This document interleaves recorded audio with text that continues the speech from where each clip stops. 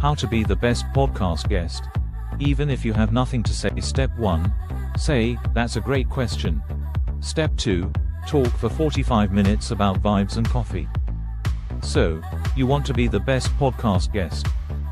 Not just good, not just decent, but top tier, the Beyoncé of the guest chair, the Tom Cruise of scheduled appearances, the philosopher king of audio rambling. Even if you have absolutely nothing to say. Especially if you have nothing to say.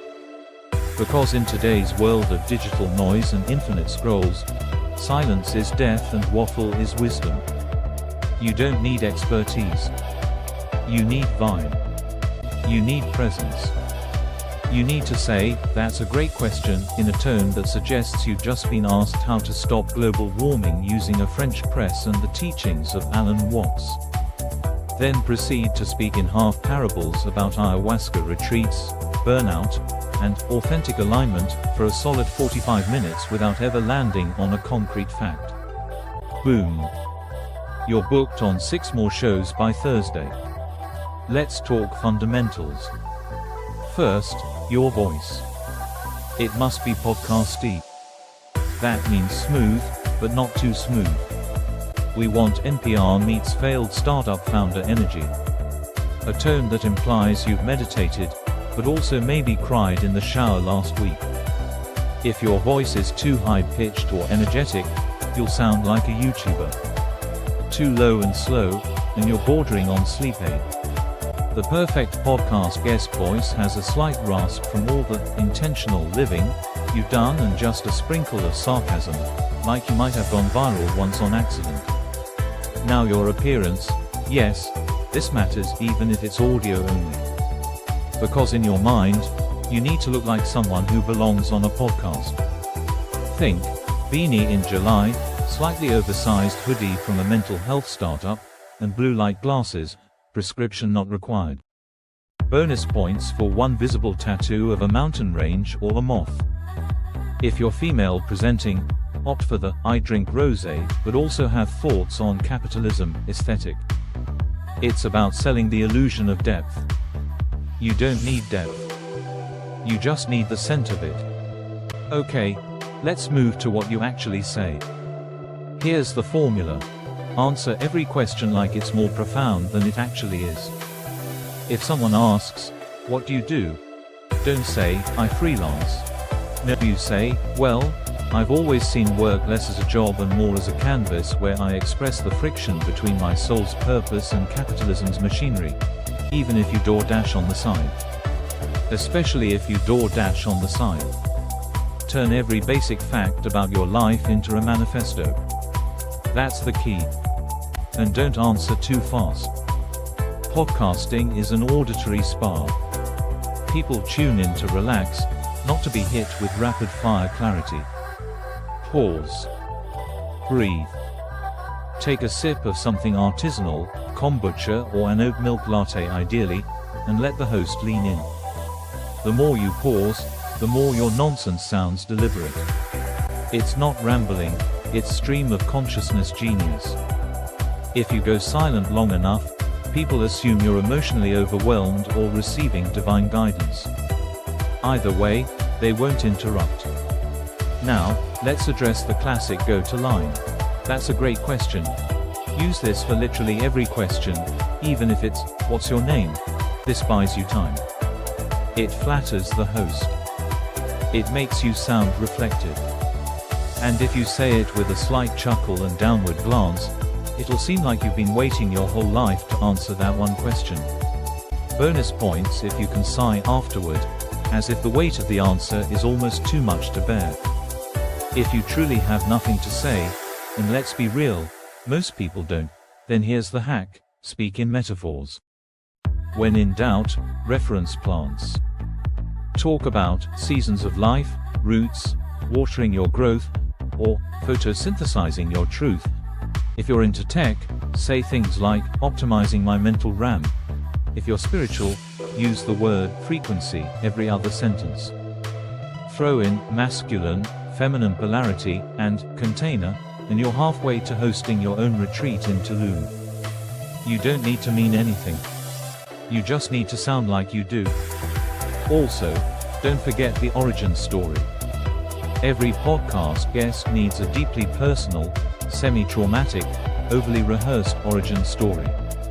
Something like, I was living out of my car, eating instant noodles, and questioning everything, when I discovered breathwork and scaled my first business to 6 figures.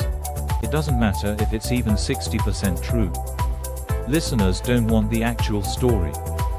They want the emotionally marketable version. Your tragedy is your brand. If you cried once in 2014, milk it for all it's worth. Let's talk value. You need to bring value to the podcast, but value in 2025 isn't facts, it's phrases. Little Instagrammable nuggets that sound like wisdom but mean basically nothing. These are called mic drop moments, and you need at least 6 of them per hour. Stuff like, sometimes the most productive thing you can do is be. Don't chase money, attract it by becoming magnetic. Your mess is your message. I stopped hustling and started aligning. Pain is the tuition you pay for wisdom. Authenticity is the new currency. They don't need context. They don't even need to be applicable. Just drop them with confidence and let the host nod solemnly like they just witnessed a TED Talk in the wild. Now let's say you actually do have a niche: coaching, crypto, breathwork, healing your inner child with abstract art, whatever, it doesn't matter. You should still make your brand vague. That's how you get invited on the most podcasts.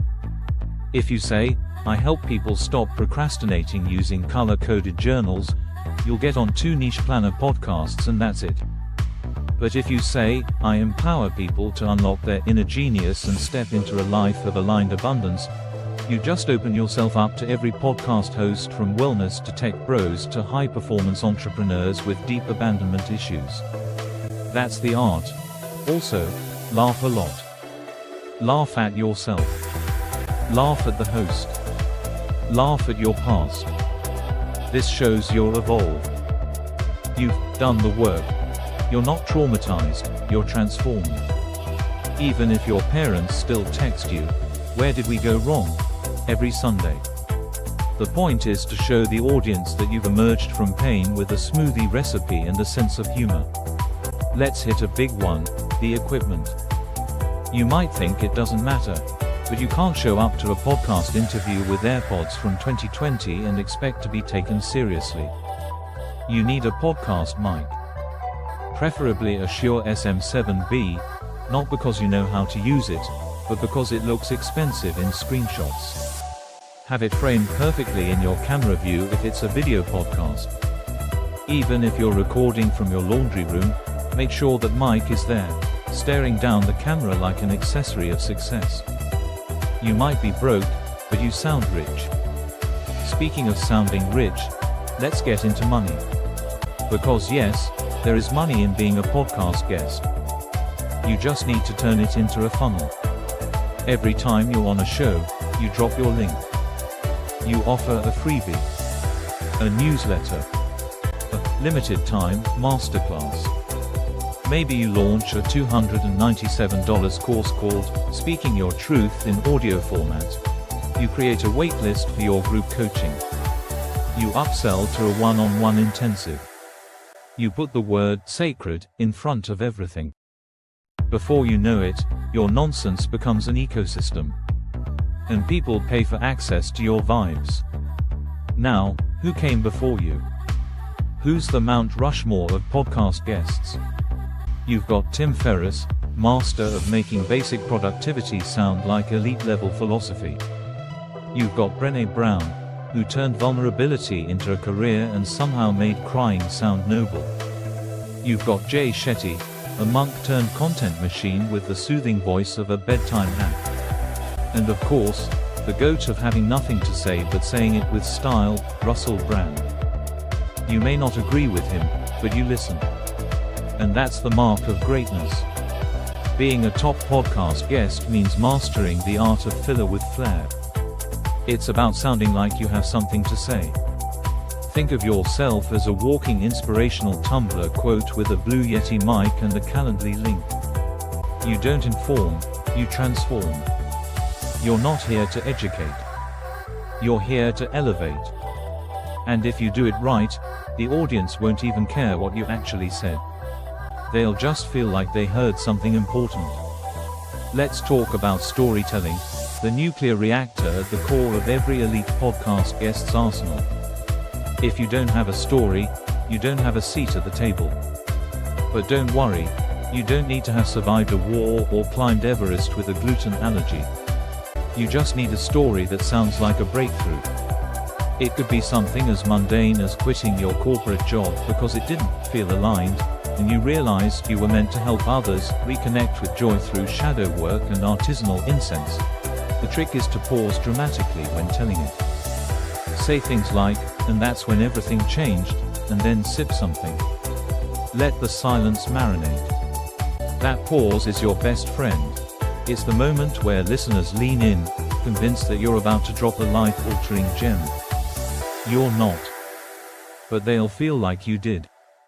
This brings us to the most critical element of all, the call to action. Every podcast guest worth their ring light ends the interview with something powerful. Something emotionally manipulative, if we're being honest. You don't just say, "Thanks for having me."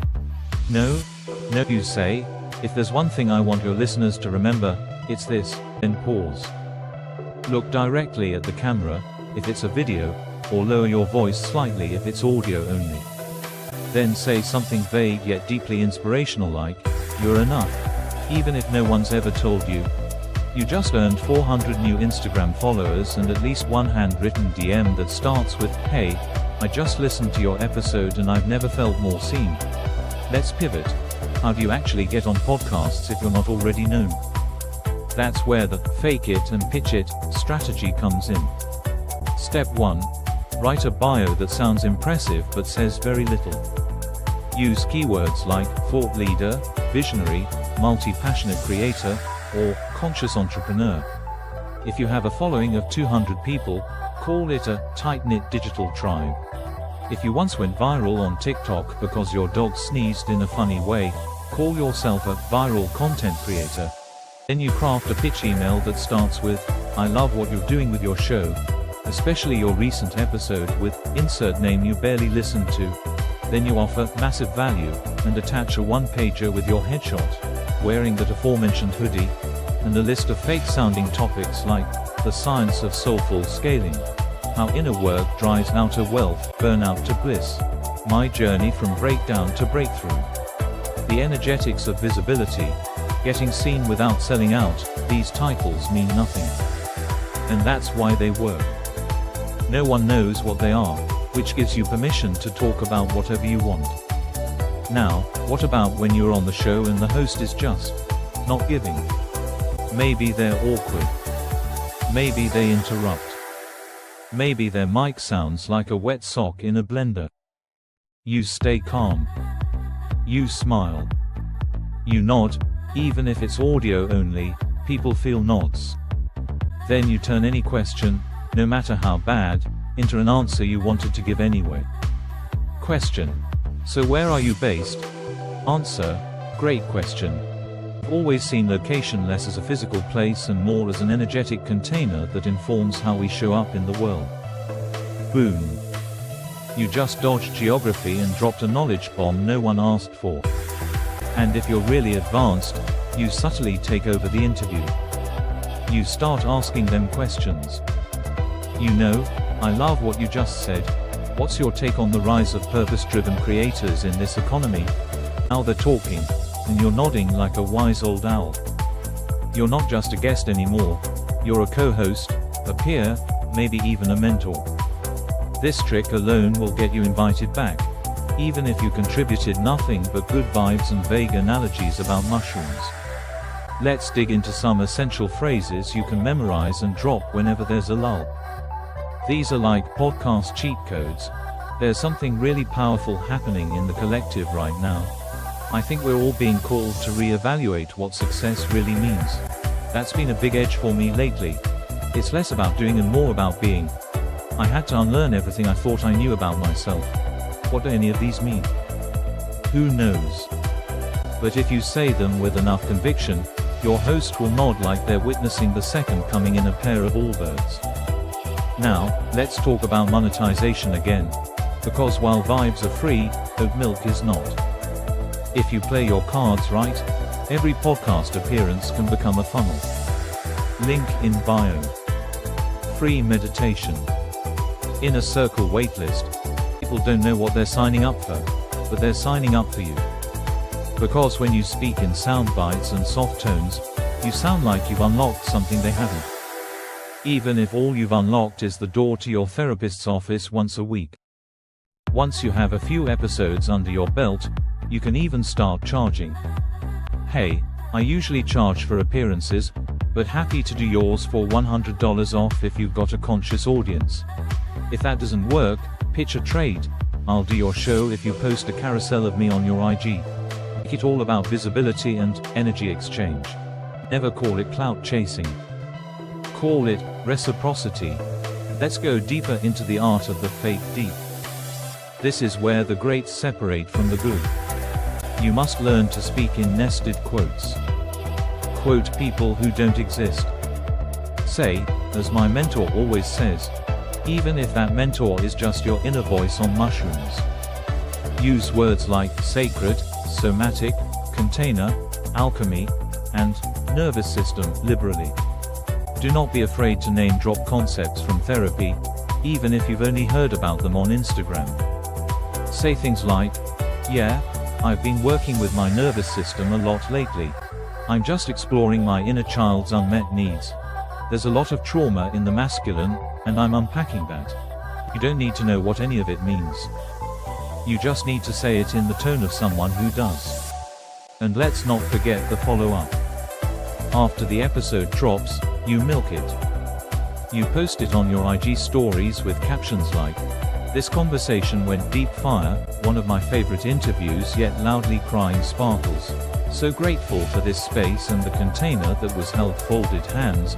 Then you send a mass email to your list, even if it's 6 people, telling them to tune into this potent convo about purpose, alignment, and making impact from the inside out. Bonus points if you include a black and white photo of yourself looking off into the distance with a single quote like, "We don't heal in isolation. We heal in safe, expansive containers." No one knows what it means, but they will repost it anyway. And if you really want to go viral, get emotional. Tear up on the podcast. Talk about a breakthrough moment where you finally stopped abandoning yourself. Say you used to people please. Say you used to self-sabotage. Say you didn't know how to receive. These are podcast gold. Especially if you can somehow relate it all back to a cup of tea and a moment of clarity under a full moon. Cry if you must. Sniff once, but power through. Say, "I'm feeling that in my body right now." And ding, you just ascended. Now let's talk about your environment. Because even though you're coming on as a guest, you still need to look like the host of your own reality. When you appear on Zoom or Riverside or whatever podcast hosting dungeon they use, your background must scream, enlightened with a touch of capitalism. The salt lamp is non-negotiable. Add a fake plant, a stack of unread books with titles like Atomic Inner Work or The Art of Sacred Hustle, and one well-placed candle, unlit, of course, because you're not doing witchcraft yet. If you really want to flex, casually display a microphone you don't even use, just as a prop. The host might have questions, but they won't dare ask. You're giving studio energy, and that's sacred. Let's address another pillar of elite guestism, the buzzword salad. This is the kind of wordplay that sounds like it came from a startup cult but in a good way. Mix business language with spiritual lingo, like, "I help soul-led creators scale with integrity. I bridge inner work with high-ticket strategy. My work lives at the intersection of somatics and funnels." The goal is to say things no one can argue with, because they don't understand what you're saying. Clarity is for amateurs. The greats speak in riddles. And when someone asks for clarification, you smile softly and say, "It's something I'm still languaging." That's the power move. You've turned your own confusion into a frontier of discovery. Now here's a dark truth. Most podcasts are boring. Like, aggressively beige. The host is nervous. The questions are generic. The energy is lower than your phone battery on 3%. That's where you come in. You're the juice. You are the conversational caffeine. And your job is to not just answer, but elevate. Every question is an opportunity to pivot. If they ask, "So what got you into coaching?" you don't say, "I just liked helping people." No, you say, "Well, I think the seed was planted in childhood. I've always had a deep intuitive knowing that I was here to midwife transformation." The host will nod even if they have no idea what just happened. Why? Because you sound like you've been on Aubrey Marcus' podcast, and that carries weight.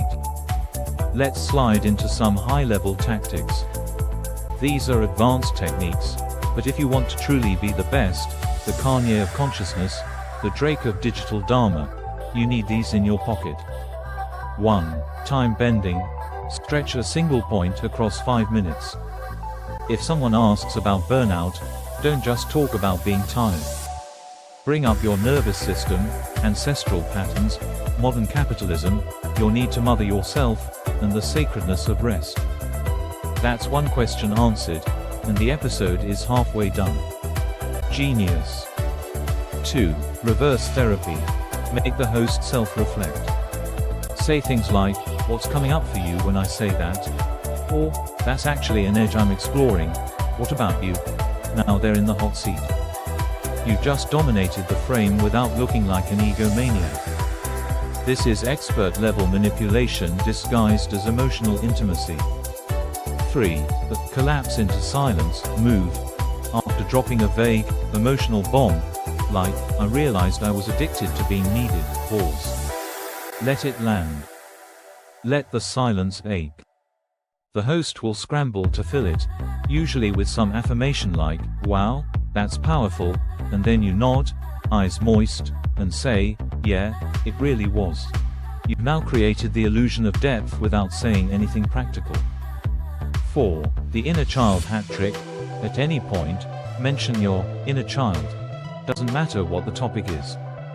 Just say something like, "My inner child didn't feel safe speaking up, so this work has been massive for me." No one questions this. Ever.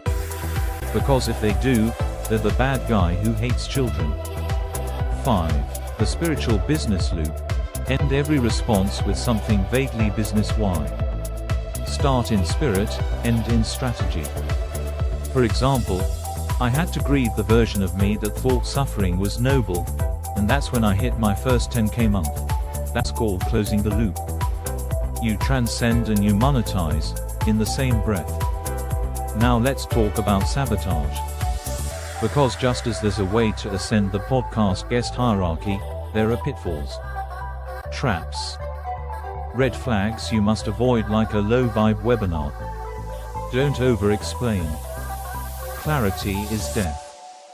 The more you explain, the less mystique you have. Remember, mystique is your main currency. Say things like, "I can't fully describe it, but I felt it in my body." Now you're untouchable. Don't correct the host. Even if they say your name wrong. Even if they butcher your entire origin story and say you were raised in Kansas when you clearly said Costa Rica. Let it slide. You're not here to inform. You're here to embody. Correcting him is ego. Smiling and flowing is divine feminine. Don't drop real numbers. Real numbers get you judged. Vague, quantum leap language gets you worshipped. Say things like, "I had my biggest launch ever," or "I quantum shifted into a whole new paradigm," instead of, "I made $7,400 and cried in the bathtub." One is a vibe. The other is a tax return. Now what happens when you crush it? You get rebooked. You get referred. You get tagged. And when people tag you and say, "This conversation hit different," you repost an ad, "So honored to share space." It's all performance. But that doesn't make it fake. It makes it branding. You're not just a guest anymore. You're an experience. Eventually, the ecosystem starts feeding itself. Hosts come to you. Your DMs fill with offers. Someone says, "We'd love to have you speak at our summit." The summit is 15 people in a Facebook group, but that doesn't matter. You say yes. You show up. You do the podcast. You get the footage. You chop it into 40 reels with captions like, "Your pain has a purpose. Your voice has value. Healing is non-linear, but your power is absolute. When I stopped outsourcing validation, everything changed." You're now officially everywhere, saying nothing, but being everything. You're an oracle. You're a vibe. You're the guest everyone thinks they should be, even though they have no idea what you just said. And just in case someone calls you out, maybe a troll, or a skeptical host, or your own mom, you have a fail-safe. Say, "I'm still integrating." This phrase is the spiritual version of "no comment." No one can argue with it. It means you're not ready to explain, but also that you're better than him because you're doing the work. Eventually, when you've hit peak saturation, when your voice is echoing across Spotify, YouTube, and that one weird consciousness app with a moon logo, you can monetize just talking. People will pay you to be a guest on their show. You'll run your own course teaching people how to get booked as a guest. You'll host a retreat called "Speak Your Sacred Truth" and charge $4,444 for 3 days of journaling and cacao. You'll look back one day and realize, you said almost nothing, but you felt like everything. You never gave advice, you gave permission. You never explained anything, you embodied it.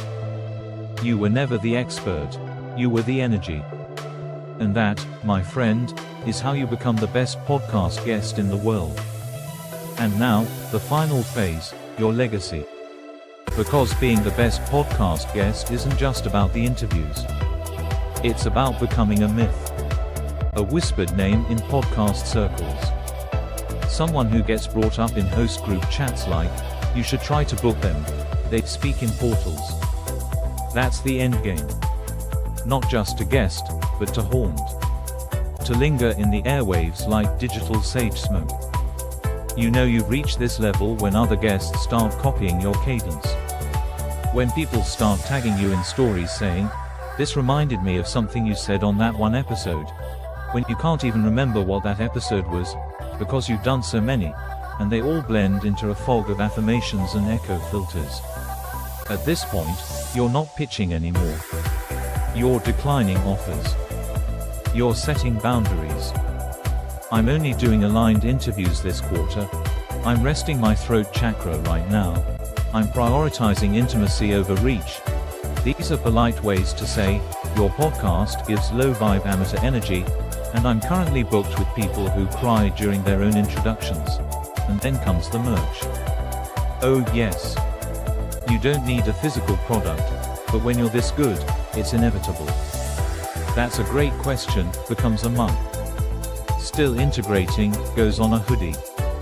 "Sacred Container" gets printed on a phone case and sold in your Shopify store, which is connected to your podcast guesting funnel, which now feeds into your group mastermind called the Aligned Speakers Lab.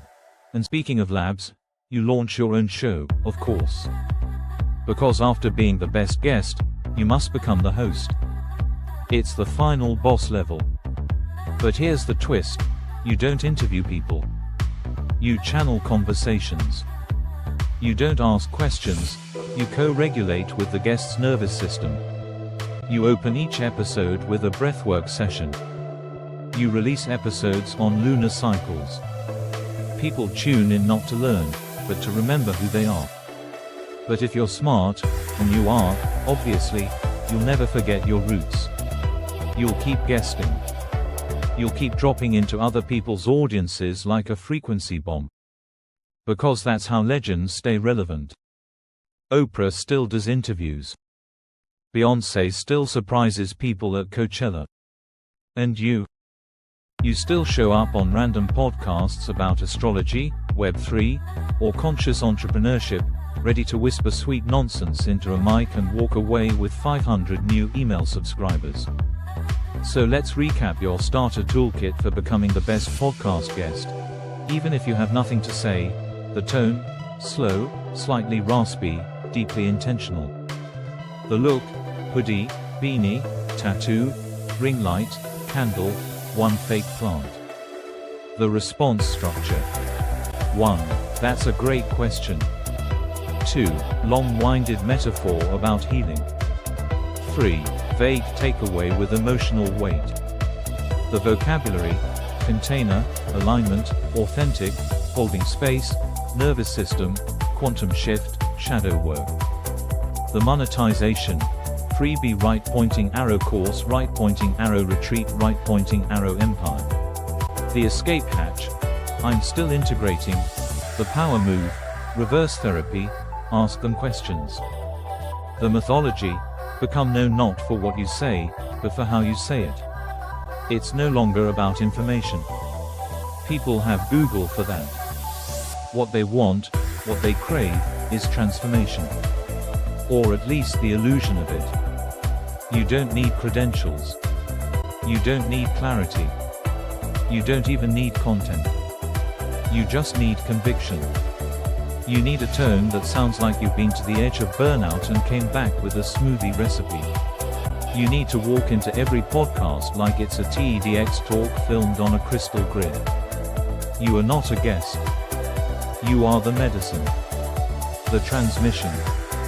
The sacred audio frequency that makes strangers go, wow, I don't know what they said, but I feel like my inner child just got hugged. You've now unlocked the formula. Use it wisely. Or recklessly. Either way, you'll be unforgettable.